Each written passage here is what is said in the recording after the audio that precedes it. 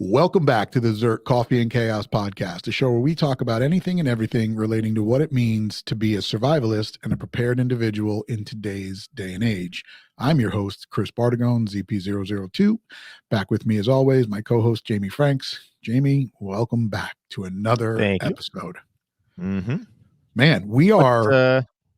What number episode is this? I was just about to say that. Look at that. I was just about to say, I think today, the episode that launched on the day that we are recording this, I believe is episode 59. So the next one will be episode 60, so our 60th episode. So thank you for giving us 60 episodes and for continuing to come back. We really appreciate it. We've got a couple of good shows that we are in the kind of have on the roster here to record. Today's being one of them, which actually today's show spawned from a different idea that we had, but we wanted to kind of touch on this one first. So let's get into it. I guess over the weekend and, last weekend, and that would be I don't know, what is that? That was the weekend of the 14th, right around 14th, there. Yep. Yeah. It was the weekend before Tax Day. The movie, The Civil War, came out, and it's not the one with Iron Man and Captain America. And I know that you and I kind of touched on it back when we did the show on Leave the World Behind, because the end of that movie alluded to a little bit of destabilization of the country. And I think it was right around that time when the trailer for this movie dropped. And I remember seeing the trailer, and I remember somebody else passing the trailer on to me saying, "Oh, look at this movie coming up." And then the movie came out, and I know that you saw it, and I saw it.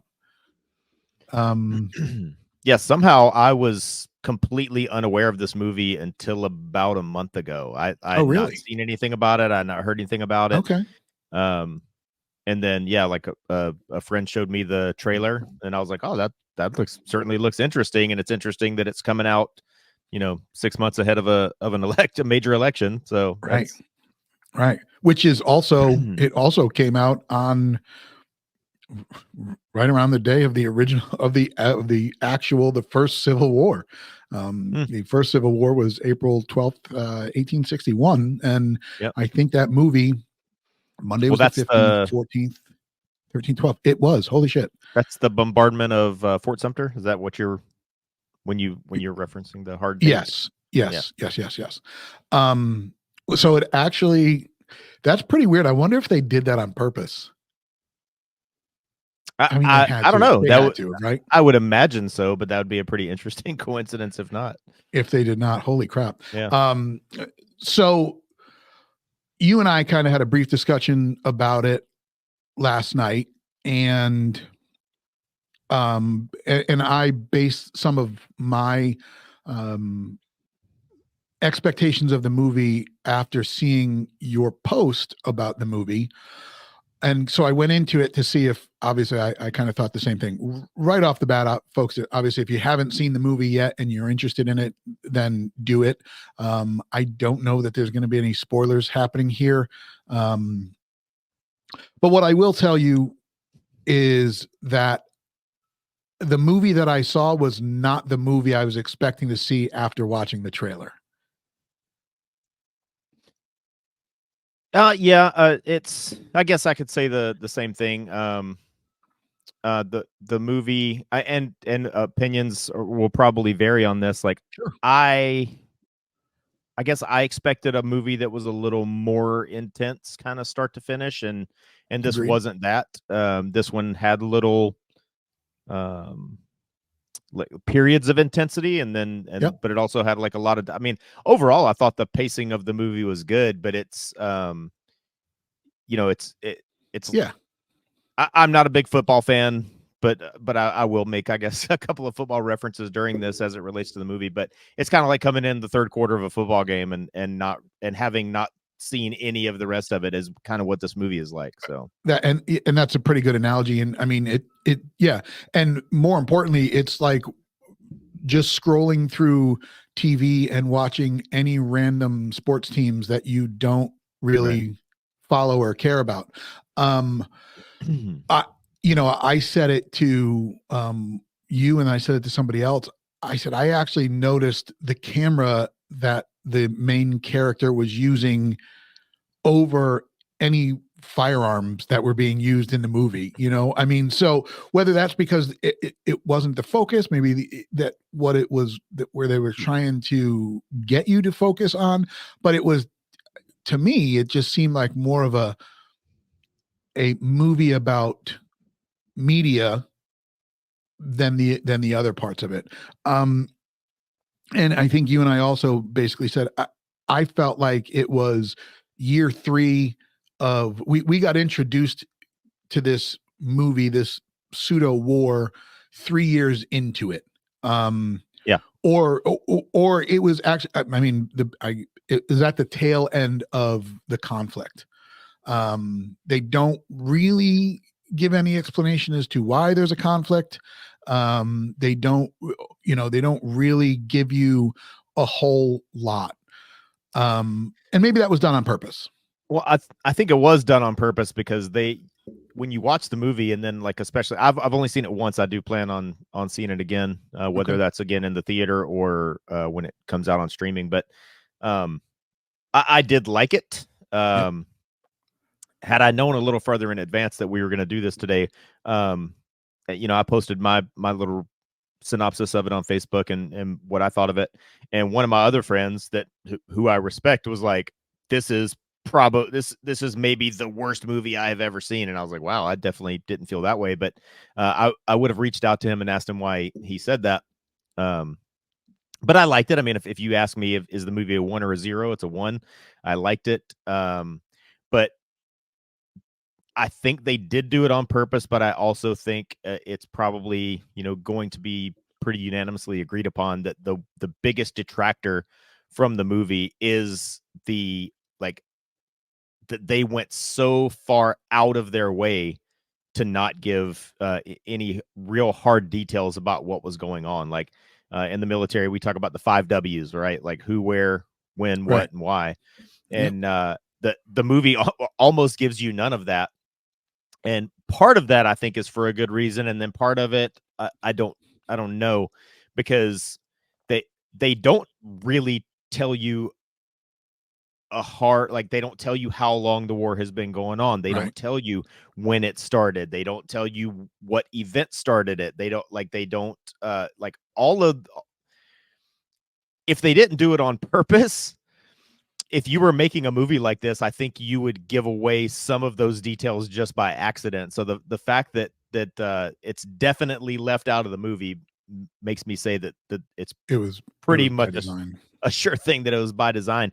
But like you said, and I said it in my Facebook post, it would be like tuning in for an NFL game and it's between the orange team and the purple team, and you don't know who either of the teams are, and you don't know who any of the players are.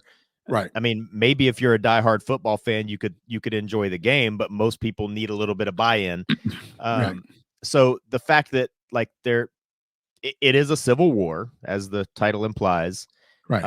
And so there's, in the movie, they refer to the Western forces, which are like the states that have seceded from the Union. They're called the Western forces. And it's weird because they say it's an allied group, mainly comprised of Texas, like what am I trying to say? Like Texas and California teaming up. Yeah. And then they make reference to Florida, and then they make reference to a couple of other states in there too that are the Western forces. And then the Western forces are doing battle with, the remains of the United States government or whatever it is. And they definitely, you said you didn't really pick up on it too much, but like my takeaway from the movie was like, the president of the United States, we don't know if he's Democrat, we don't know if he's Republican. And this is another thing that I think I think this was a smart move from a marketing standpoint. For people that make movies want to make money from those movies, so you don't want to immediately off the bat alienate half of the population of moviegoers. Right. So you don't really know if the president was Democrat or Republican.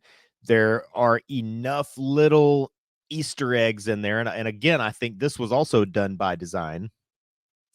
Because somebody that goes into the theater with this pre-existing inclination, you can tell yourself that the president is Donald Trump, and somebody that goes into the theater with the pre-existing inclination on the other side can rationalize to themselves that this is an extreme leftist president that has like gotten out of control or whatever. But either way, they do paint the president as kind of the bad guy. That's kind of sprinkled in throughout the movie that the president is viewed as the bad guy. They talk about how like he hasn't done an interview. Right. They imply that he's in his 4th term of presidency, and they imply that he hasn't done, well, they say he hasn't done an interview since his 3rd term. And they say, and they do imply that he has like completely silenced reporters, that he's had reporters assassinated and things like that. Exactly. Yeah. So that would, that would lead you to that. Right. But then when you finally see him at the end, and like you had pointed out, there's only like little excerpts throughout the movie of his voice and little speeches. But when you finally see him, you don't get the Cobra Commander evil, right? Like that. I mean, it's not the guy sitting at the podium, screaming, no, you'll never get me. I mean, so that's why I was like, okay. I mean, I went into it thinking that I was going to see a lot more from the evil, scary bad guy president based off of your post. And then when I didn't see it, I was like, where did I miss that? But like I said, my focus quickly turned to the press, and that it was just all about the press. Like they seem to have, I don't know what, like, what's the word I'm looking for here? But I mean, they seem to be immune to immunity. Yeah. Immunity from both sides. They were there to tell the story, right? Like back in, right. Like, medics back what was it? It was, what dodgeball game was it where medics would go out and get the players off of the court, and they were immune to the dodgeballs. But anyway, it seemed like they had some, like that kind of immunity in the show. I mean, and even when they were what the main heroes of the movie were trying to do was to get to the president, to get in, to get information. It left a lot unanswered. I don't think there is well, I say this, but then it's also Hollywood, right? I don't think there will be a sequel, but they may do a prequel. I mean, so the production company that made this movie that has just skyrocketed in the last couple of years. For anybody that doesn't know or doesn't care, I'm a huge movie buff, just in general. Yeah. But the production company that made this movie, A24, they kind of started out with making some kind of like lower budget, like I'll stop short of calling them B movies, but they're not Fox, they're not Sony, they're not Universal, they're not Disney. They are a small independent production company. And I think they actually have been acquired by Universal, but which is why they have just started pumping movies out. But like they anyway, this production company loves doing prequels. Their two biggest, I think, not biggest, but like they're the first two kind of breakout films that they made were that movie X, and then which was about those it's like it's set in the 1970s, and it's about them making a porn movie, and then and people start to get killed and stuff like that. And then they followed that up with a prequel. And so, yeah, I think, and then what else? crap. There's another movie that they made that they just that Yeah. actually it's in the when I went to see Civil War, it was one of the trailers that they have made a prequel to another one of their movies. So anyway, I think this production company A24 is what they're called. I think I think that's kind of their shtick. They do like to make prequels. So That would be interesting. I can't say that I'd be mad at that. Um, I would love to and understand it'll what definitely got be us. after the election. So Oh, right. Yeah, I'd love to understand a little bit more what happened there.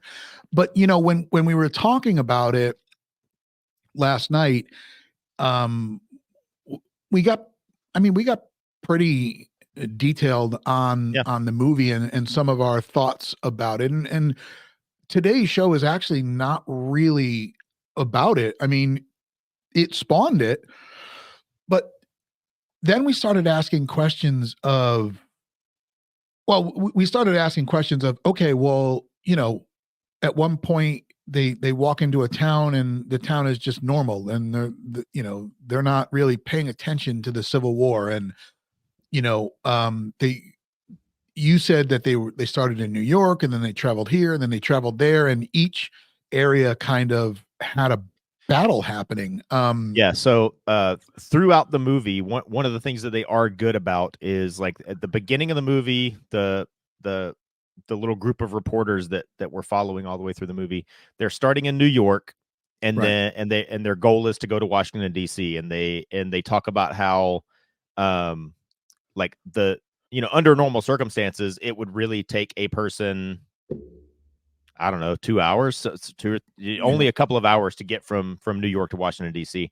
But because of everything that's happened and pockets of resistance and battles and blockades and bombs that were dropped and they had to do this 500-mile like kind of round trip that went from New York into Pennsylvania down into like Was it West Virginia or it was, I Virginia? think they like a little bit into Ohio, into West Virginia, then into Virginia, then into Washington D.C. that way. So the whole movie is like a countdown. It's like it starts out and it says like 520 miles to Right. DC, and then they get to the next place, and they do say that that they are in Charlottesville, Virginia, or they are in Charleston, West Right. Virginia, or they and it'll say like where they are and miles to go, and then yeah, you are exposed to many different uh situations, in this place a battle is happening, in this place it kind of just seems like nothing's happening and it's normal, and then in this place it's kind of war torn and it's a refugee camp, and then in this place it's just quiet farm country. And so Right. yeah, so through their travels just in this kind of one fairly local regional geographic area, they do you do encounter many different situations, and the characters reference where they are from, and that the one character, her father lives in Missouri and is just living his life just pretending like nothing's happening. So Yeah. Yeah. and they don't ever really fully say who is on what side. It's like I said, it's they sprinkle breadcrumbs across the film to kind of lead you to the conclusion that the president is the bad guy. But they don't really say like these states are on this side, these states are on that Right. side. Um, Right. And and that was one of so the questions that I kind of asked you. I said, okay, well, yeah, they're saying that the two states that were part of the Western force were Texas and California, but they don't, like you with just Florida, they with do. Florida, right? Yeah. But they didn't say like, and then Ohio's joined them and now they're, but and that's kind of when we There is started to talk about. there's a Go ahead. quick snippet where they show a map, but they only show it for like 2 seconds, and it's just enough for you to see Oh, that there are right. battle lines, and that Okay. there is like a front line of the battle, and it's these states and these states, but they show the map so quickly, and it's kind of just like they pan across it, I think, if I remember correctly, because you only get to see it for like 2 seconds, so it's enough to show you that the country is divided, but not enough for you to like analyze the map and actually see what's going on. And again, I think that was done on purpose. But Right. And so then that kind of sparked the conversation about the civil war that our country has already experienced. yeah, And uh, you know, uh, if folks, if you're a history buff out there listening to this show, and that's awesome. And we're going to touch a little bit on some of the 30,000 foot view details on the Civil War. We could probably do an entire show just on the Civil War and all And of the actually, details. maybe we should. Maybe we should. But obviously, the Civil War started in 1861, and it wrapped up in 1865, and it was a battle. And so what I feel like that the Civil War was very easily. This is going to be a bold statement, but it was very easily defined then, right? It was the North versus the South to an extent. Well, yes, but yes, I'll agree. Yeah, the Mason-Dixon line to an extent, yeah. But right. Then,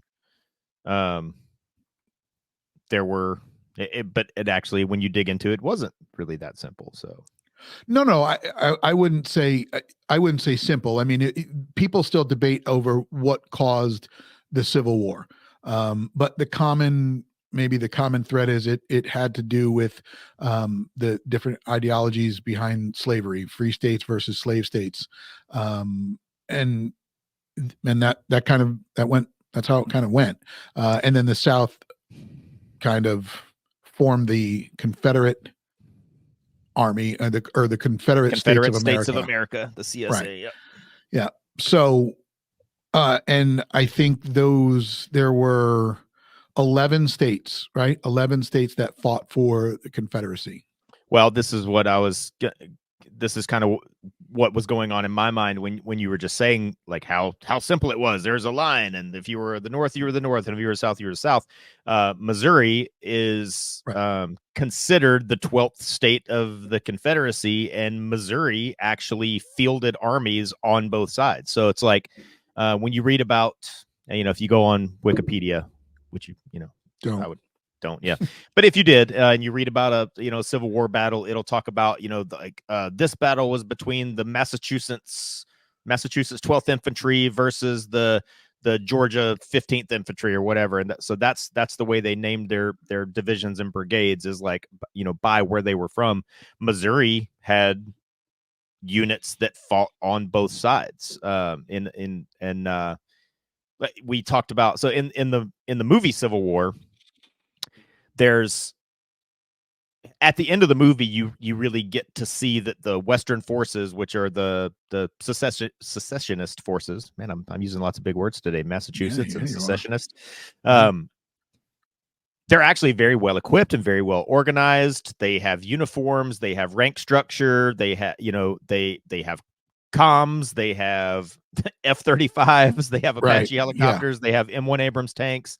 They're very well equipped and very well organized, and I said that leads, like for myself, if a Civil War broke out tomorrow as an active duty military member, I guess like straight off the bat, I'm gonna have to pick a side. I'm gonna have to decide if I'm gonna stay with the United States military or if I'm gonna side with the secessionists. And I guess if me and my bros decided to side with the secessionists, we could bring our Apache helicopter with us, I guess. Let's get into that in a second here. But that goes back to, go ahead. I did have a point to make, but going back to Missouri, in the movie, you do see a well-equipped, well-organized force on one side. You do, and obviously the U.S. military is the U.S. military, and the Secret Service and everything is well-equipped and organized on the other side. And throughout the movie, you see kind of people that are in the middle. And so going back to my example of Missouri in the actual American Civil War, everybody knows Jesse James. Well, Jesse James led, he was more of a guerrilla force. Not the gun guy. You mean the motorcycle guy that wants to be a gun guy? Yeah, that one, not that. Because I'm actually the guy I'm talking about. I actually would call him a gun guy, but yeah, the actual Jesse James. Yes. He fought in the Civil War, but he actually led a guerrilla unit that was neither. They weren't formally a part of the. They did fight against the Union Army, but they were not formally a part of the Confederate Army. And you see that in the movie Civil War too. You see these well-armed, well-equipped, well-organized forces on the two main sides of the conflict. And then you kind of see Farmer Brown with his hunting rifle that's kind of standing guard over the town square. And then you see like these dudes, kind of like the guys you see on Instagram with plate carriers and Hawaiian shirts and shit that are fighting against the actual U.S. military forces. And so right. So it's not that simple anyway. Well, exactly. But I guess the original Civil War, well, the movie was the movie, right? Yeah. The original Civil War was a little bit probably more clear than the movie was. Like, you knew who was what, and you knew what state you were probably going to have a problem if you were part of the Confederate Army. You knew that you weren't going up north and just hanging out. Like, well, if we're going to do a separate issue or episode on the Civil War later, I'll try to skim the wave tops here. But I think, especially now that we're so far removed from the Civil War, and I grew up in Civil War country. I'm kind of from the middle of nowhere in North Carolina, where I'm from. Like literally in my town was the last Confederate offensive of the war. After that point in the war, everything that the Confederates did, they were on the defense. But my town was the site of the last Confederate offensive. And like when I was a kid, I would find musket balls and musket bullets, like when my dad would plow the fields. Like, so like to me is a very tangible thing that, that these soldiers were here and were fighting here. My friend Chad, when I was in first grade, him and his dad, like they were hunting or something in the woods, and like they found a freaking Civil War sword, and I was like, damn it, I want to find a Civil War sword. But wild. But so the Civil War is very real and tangible for me, not obviously not having been there, but having grown up and actually held things in my hand that I found it literally in my backyard from the Civil War soldiers having been there. But people have this idea in their mind, or this picture in their mind of what life would have been like during those times or whatever. But when I was in high school, I took because of where I grew up, my high school had a Civil War history class. And we saw, because also in the Civil War was the very first time that actual photographs were ever taken of a battlefield, like in the history of the world.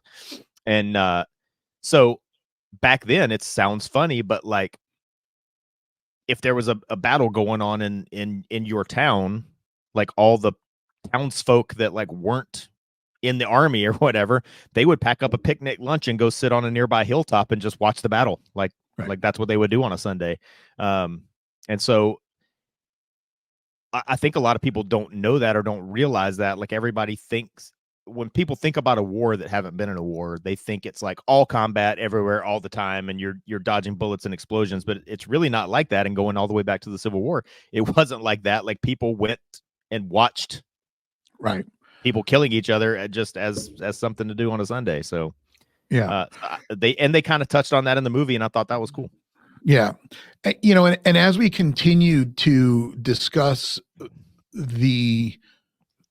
what the Civil War might have been like in 1861, and then kind of what this movie portrayed what a Civil War might look like today, we kind of went hard right and said, what would that look like today? Mm-hmm. And we've been the internet, social media has been toying with the idea of the next Civil War for quite some time. And I can tell you that the summer of 2020 might have been, well, no, I could have been a very close kicking off point for another one. And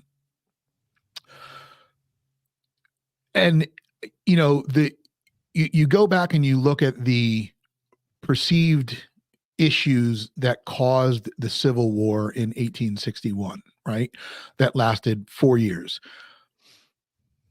Are are the issues that underlined potentially that or allegedly underlined the Civil War, I mean, are they worse than what we see today? Are they worse than what we've seen since then? Again, we're not talking slavery, but there's just a lot of things that could have kicked off another civil war between then and now. Is that a fair statement? Yeah. And like, if you want to draw parallels, I think a more accurate parallel to draw with what we're seeing now versus something that we saw in history is kind of the American Revolution. Like, what started the American Revolutionary War was, taxation without representation and things like that. And I think we're closer to that ideal now, because I think a lot of Americans, again, on both sides, whether you're Democrat or Republican, I think everybody has kind of had an impacted ass full of feeling like whichever side you're on, we're no longer really on an individual basis. I don't feel like I'm represented by my representatives. And I think to an extent, everybody feels that way. And that's what the major sentiment was when we started the American Revolution. The American Civil War was it was about slavery, but it was about states' rights. But now, and I mean, even in our lifetimes, you would have seen an electoral map where like these states were red and these states were blue. But more and more and more and more, you're seeing states turn purple.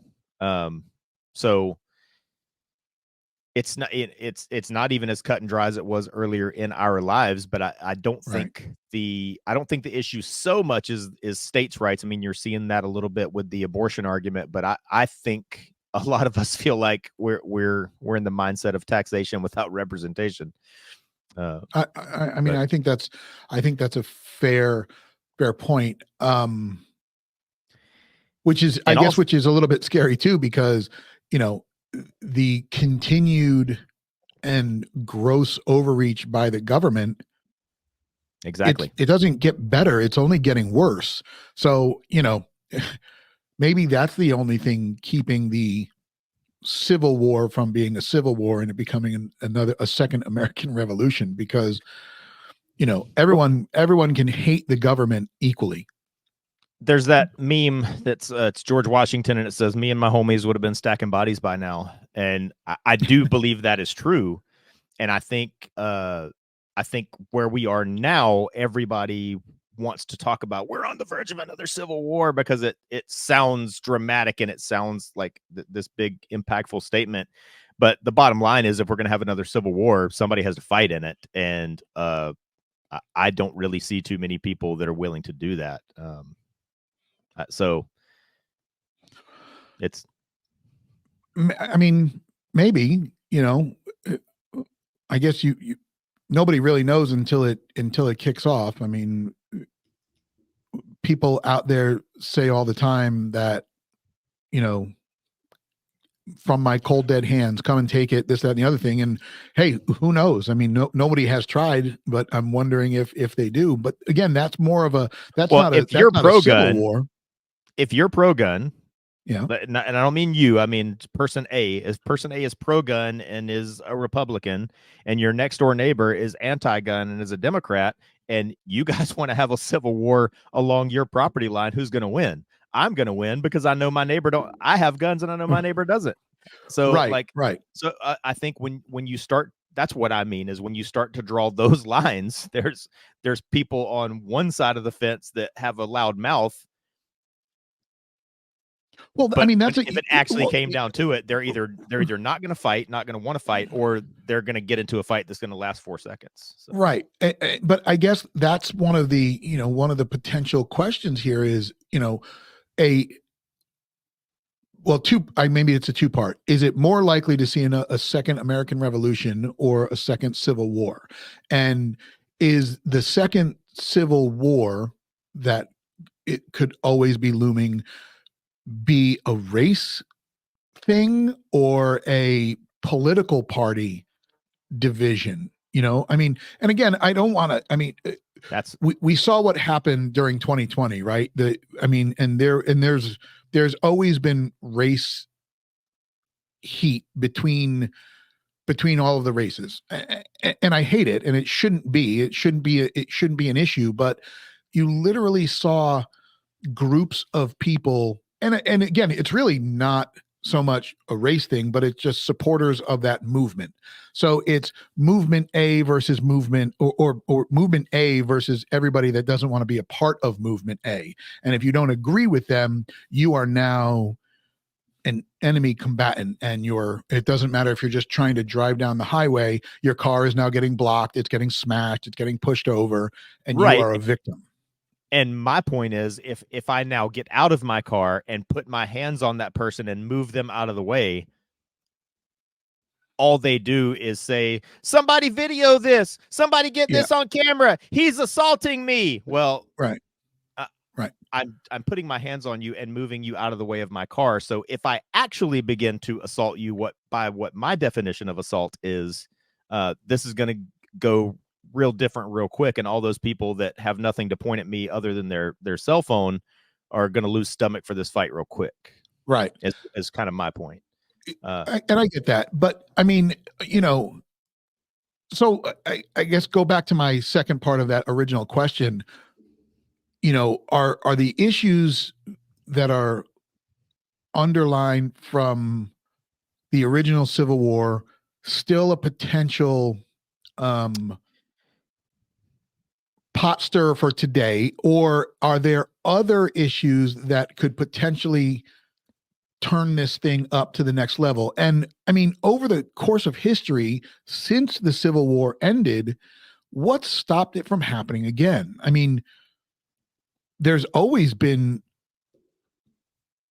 divide between the country. What stopped it from popping off again?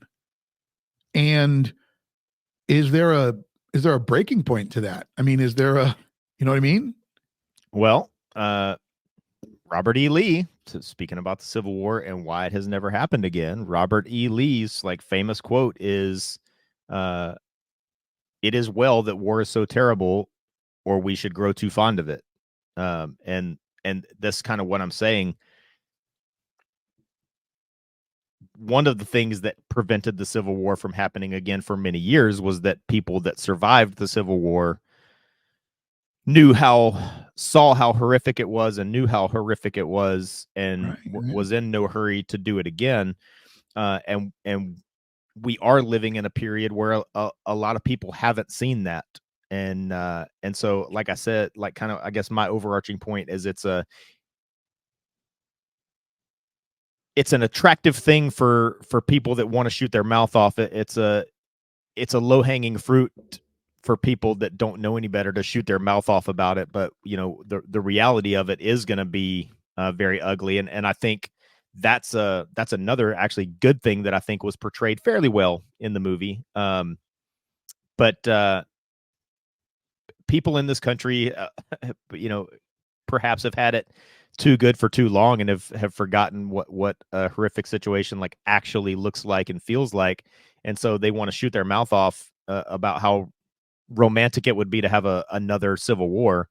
But that's why it never happened again, because the Civil War ended in 1865 or 66? 65. And then, we rolled from that. Not too many years later, we rolled that into World War I, which was horrific and lasted in people's memories. Then we rolled from World War I into World War II, which was horrific and lasted in people's memories. And then, all the wars, we've had since then, perhaps with the exception of we had Korea and Vietnam right there close together. And really, since then, we haven't had a major conflict that really was a meat grinder, that really stands out in people's minds. I mean, during my time in the military, we fought 2 wars, but what percentage of our population actually participated in combat in either one of those wars that went on for 21 years? And it was less than 1%. Right. So so a lot of people haven't seen it, and a lot of people haven't experienced it, and so it's a fun romantic thing to shoot your mouth off about. And then to answer your other question, whether it would be another American Revolution or another Civil War, I think it would be a mix of the two. I think it would be another Civil War, but I don't think it would be along racial lines like our media would have us believe. I think it would be a civil war, but it would be drawn more along the lines of the American Revolution, with freedom on one side and tyrannical King George on the other. Yeah. And that would be a very well. I mean, that would be a very short war, maybe. Very short conflict. I would think so. But the freedom people. So the one thing the thing that scared me the most about COVID, and I'm not. Everybody wants to call everybody Hitler now too, which is not a fair statement. Oh, really? Yeah. When you hear it every day in the news. Somebody, Joe Biden is Hitler. No, Trump is Hitler. Well, neither one of them are Hitler, and you're an idiot. But right. What the Nazis did again was truly horrific on a scale that's never been seen since. But the thing that scared me the most about COVID was seeing how many people will just straight up follow orders either without questioning it, or they question it, they know it's wrong, and they do it anyway. So, going back to what I said a minute ago, if a civil war broke out tomorrow and active duty military and law enforcement people you're going to be put on the spot, and you're going to have to decide, am I going to choose this side or that side? There are a lot of people that will follow orders just because they think they need to follow orders, and they can. Some of them will be ignorant and maybe not know that they're on the wrong side, but some of them will know and I don't know that, do it anyway. Well, I don't know that they will be ignorant. They think they're on the side of righteousness. And but the reason I brought up the Hitler thing is because, during the Nuremberg trials, all the Nazi officers that were in charge of the concentration camps, every single one of them, their defense was, well, I was just following orders. Well, that's not a valid. Right. No, it's not. So that, and that was one of the questions that we raised yesterday, and you kind of just touched into it. Like, what would that, and we won't call it a civil war, but what would that next internal war look like today? You would have, like you said, people in military and in law enforcement picking a side, whichever the side of righteousness is to them. And then you would have the civilians and citizens choosing their faction. And what does that, again, what does that look like? Do laws go out the window? Is it just, I don't know that people are packing up a lunch and going to sit on the side of the hill to watch a battle, because wars are not fought like that anymore. What do you mean when you say that? Well, during probably the American Revolution, the Civil War, I mean, you had two armies show up in a battlefield on both sides, and they walk towards each other, shooting at each other. Like, that's just not the way that it's done anymore. So, it will obviously, it'll look a lot different. I mean, if only there was somewhere we could look to see what a civil war would look like today. I mean, the war in Ukraine is a very good example. And this is another one that you can't just go by what you're seeing in the media. You actually have to dig in a little bit. There are parts of Ukraine right now that, because when we turn on our news, I think on an individual basis as an American, you can choose to watch a news source that doesn't even talk about the war in Ukraine, or you can choose to look at a news source where you can see footage from the front lines. But if all you're looking at is the one that's showing you footage from the front lines, it would give you the idea that, like, the entire country is under siege, and the entire country is in trench warfare, and the entire country is in constant combat all day, every day, and that's really not the case. There are front lines in the war in Ukraine against Ukraine versus Russia, but there are parts of Ukraine and cities in Ukraine that are far enough removed from the front line that they are pretty kind of living life business as usual, Right. where the war is not having such a tremendous impact, and they are not in combat, and they're not dodging bullets. And so I think if we had a civil war in this country, because if the war comes to my backyard, well, my primary interest is protecting my family and my backyard. So Right. if I'm in a militia unit from this area that's fighting for this area, I don't want to drop some big bomb that's going to destroy half my neighborhood. Yeah. And if I, if I was fighting against some big government force that wants to win this war, they don't want to do that either, because every big bomb that they drop that destroys a neighborhood is going to turn more people against them and defeat their cause. So I do think if we had a civil war in this country, I do think it would be relatively low intensity, meaning, we're not going to do, we're not going to carpet bomb our own country. We're not going to use massive artillery strikes, in our own country. That's one of the things that's brought up in the movie. At some point in the conflict, the president was using, planes and jets to drop Right. airstrikes on American citizens, and so I do think it would be low intensity, and I do think it would be more. When you talk about conventional and unconventional warfare, I think it would be very conventional. I think it would be, just like infantry versus infantry kind of fight, without a whole bunch of use of bombs and artillery and airstrikes and Right. things like that. And I think maybe some people will watch the movie, and I think people that want to take this away, they're going to say like, "Oh, this movie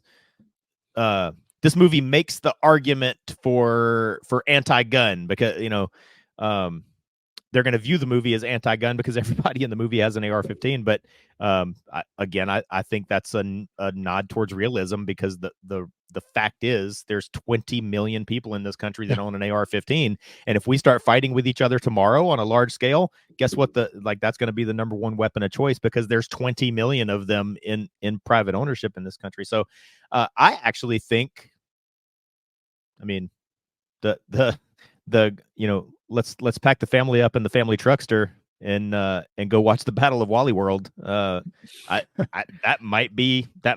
be a reality, because like I said, just not to repeat myself, but I think if we saw a civil war on our own soil, I think it would be an insurgency, a guerrilla fight, and I think it would be a straight up conventional fight. I mean, it's a scary thought, Yeah, it is. and you sit here. I think you text me. I think you had texted me one point over the weekend. You said something about World War III is about to kick off, and I was unplugged. I was not really looking at my phone. Yeah, I said Iran's about to get nuked. That's right. Iran's about to get nuked. And as we have talked about before, even though we live our nice little comfortable lives in the United States of America, if Israel drops a nuclear weapon on Iran, whoever is listening to this podcast right now, wherever you are, your life is going to change if Israel drops a nuclear weapon on Iran. Even though you may think it's on the other side of the globe and has nothing to do with you, think again. Like that's going to have real impacts on your life if Israel drops a nuclear weapon on Iran, which I think is fairly likely to happen. But that's wow. Well, we'll see. I mean, yeah, we will see. But that so the possibility of a conflict happening here in the United States that pits American citizen versus American citizen is a very, very scary picture once you start 100%. zooming out and looking what that is. I mean, regardless of what it is, what the fighting is over, it's still fighting with, fellow countrymen when it shouldn't be. there's always going to be conflict. There's always going to be people who disagree and have different values and different opinions. But um, I, I don't, and I know we've been kind of leading up to this and asking questions, but I just don't think that we will ever really see that kind of conflict again. You may see it on a smaller scale, but I do not think it'll be a national scale.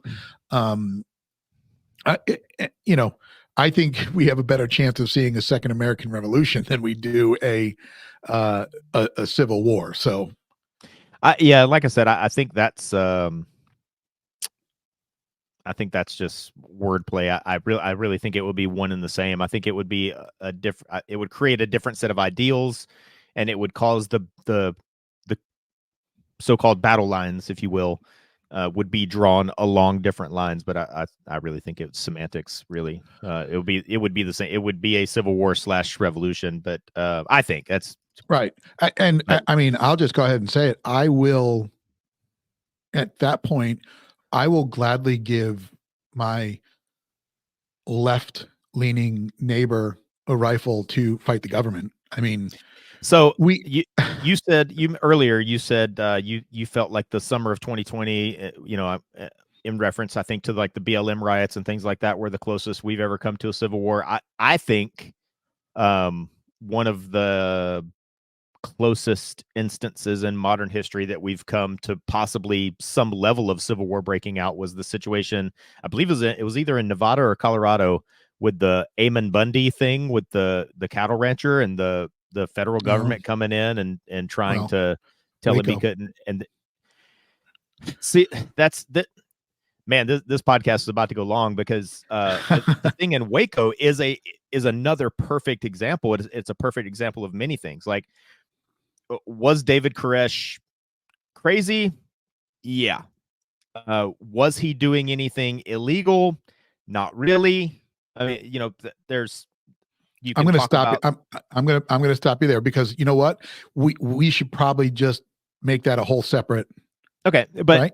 Go ahead. Yeah, but okay, but before you go too long. Yeah. The media painted that situation in a very specific light so that no American could look at that situation and go, "Oh, that could be me." Because he's this religious nut job that's holed up in this compound that thinks he's Jesus, and they said he was dealing guns and he was doing all this shit. They really, as it turns out, he really wasn't doing. But the media painted that narrative in a very specific way on purpose so that Joe American couldn't look at what was going on in Waco and relate to it. The situation in Nevada, which was this Amon Bundy, this average Joe cattle rancher, and the federal government was about to come in and take his land, and he had an armed standoff against the government for I don't know how many days, but for a long time. And then like people started coming from around the country to join his side in this armed standoff against the government. And I used to be an instructor for a program called Project Appleseed, and it's like a nonprofit thing that teaches people rifle marksmanship, and it uses the battles of Lexington and Concord at the start of the American Revolution. It uses that as the background to teach people the importance of rifle marksmanship, and how and correct rifle marksmanship. Anyway, but when I used to teach that course, during our little breaks from the firing line, we would teach about the battles of Lexington and Concord. And one of the ways that the battles of Lexington and Concord is referred to as 3 strikes of the match, because everybody now remembers that as one battle, but it actually was 3 separate engagements. It was a small engagement that stopped and broke. Then there was a second engagement that stopped and broke. And then there was the third engagement at the bridge. And they call it 3 strikes of the match because anybody that's ever like struck a match against the matchbox, you strike it once, it doesn't do anything. You can smell it a little bit. You strike it twice, and you get a little bit of smoke. You strike it the third time, and then it lights. And that's so we actually came very close to not having an American Revolution, at least not at that time, because if figuratively speaking, if we had stopped striking the match on the we had that little engagement and broke and just stopped, the American Revolution wouldn't have started that day. If we had the second strike and stopped, the American Revolution wouldn't have happened that day. It took three. And so I think if that situation with Eamon Bundy, if some idiot on either side, because actually going back to Lexington and Concord, to this day nobody knows who fired the first shot.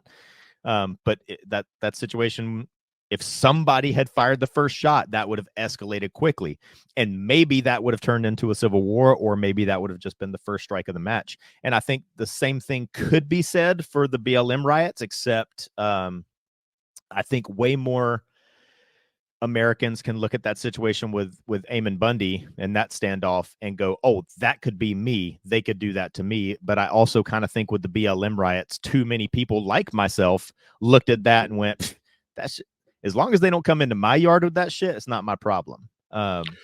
So it was just, it was very, very hard to watch. Yeah. I mean, I go back to watching the store owner. I can't remember where he was. I mean, he just standing out trying to defend his store, where he was wearing white pants, and he just got demolished and destroyed and was left bloody. And I don't even know if he survived that. And it was just a very, very hard thing to watch. And I'm sure, like many people who watched that unfold on the news, I put myself in that situation of driving in my vehicle down the road and being accosted or stopped from getting to where I needed to go. And what would I do? How far would it go? And the scary part is that if you went to the place that you just said, got out, moved somebody, you would be the aggressor. Kyle Rittenhouse is a perfect example of what could have happened if you didn't take that stance. It is a perfect example, because the Kyle Rittenhouse thing, you could say he's on side A, and the people he shot, who, by the way, were all white. So it wasn't necessarily a racial thing. But when Kyle Rittenhouse shot those guys, a whole bunch of people didn't come back on their side, and then a whole bunch more people came back on Rittenhouse's side, and then a whole bunch more people came back. That's not what happened. And I think, put yourself in the middle of a BLM riot. When I saw the kind of stuff that you're talking about on TV, I put myself in that person's situation, like, where, okay, that person just got drug out of their car and got beat up, or got hit with a bottle or whatever. You drag me out of my car, and I have a Mark 18 in my hand with a 60-round Pro Mag drum, and start dumping that fucking drum into people. They're going to lose their, again, it's like the streets are just going to clear. Right. That's not going to be more people coming from the countryside to join my side and more people coming from their side to join their side. But I do think, because that's exactly what happened at Lexington and Concord, and I think that is what started to happen in that Eamon Bundy situation. And the other instance, like, I know January 6th is talked about in the news every day and is mostly blown out of proportion. My take on January 6th, actually on January 6th, huh? Right. What happened on that day? Well, like, on the actual day that it was happening, and I was watching it on the news. They want to, certain people want to paint it as an insurrection, an armed insurrection, which it wasn't. The only one person got shot, and it was a federal government agent shooting an unarmed protester. So it was an armed insurrection where nobody had arms. But I said on that day, and maybe I'm wrong, that's happened once before. I've joined the military and I've served this country for as long as I have, because I'm a believer in certain things. I'm a believer in the Constitution. I'm a believer in truth, justice, and the American way, and red, white, and blue, and all that. And if I had been in charge of security on January 6th, I would have put 240s in front of the fucking Capitol, and I would have said, I don't care what these people's motivation is. They will not take this building. They will not enter this building. And if I had been in charge of security that day, like, here's the fucking line, and if you cross it, we're going to open fire. And if something had happened that day, I think that's another situation where more people would have came to join this side, and then more people would have came to join that side, and then more people would have came to join that side, and now we're in a civil war. Yeah. But I don't think, I think all the shit that happened with the riots in the summer of 2020, I think all of those incidents were isolated enough and insulated enough that a person like me and you could look at it and go, that's not my problem. But you take like January 6th, I can relate to that. Actually, me personally, I can relate to both sides of it. I can sympathize with the protesters, and I can also be on the side of the government where, like, we have to have fucking law and order, and I will not allow the United States Capitol to be taken over by anybody. And so we must protect this, but the protesters are trying to think, they're trying to protect this.